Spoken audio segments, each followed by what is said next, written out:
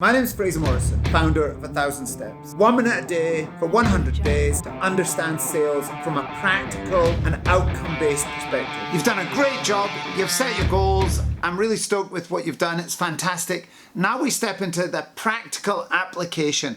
How do we do it? How do we use time? And we're going to talk about time management for the rest of this week and the beginning of next week. Using your time effectively is at the heart of success. There are so many examples of this. There's so many books written about it, but a lot of people don't really truly understand the core parts of time management and don't think about time management the right way. For me, time management is what can I do with my time? How do I optimize it? How do I make the most out of it? And over the years, I've challenged myself on time to say, instead of spending a week on this, can I do it in a morning?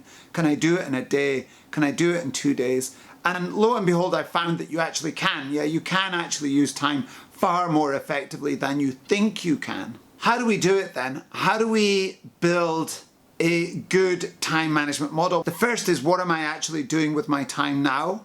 What does good look like? What is someone who's very effective with time doing, and how do they do it, and how are they doing it differently to me? Am I open to changing what I do and how I do it? And then what are the next steps?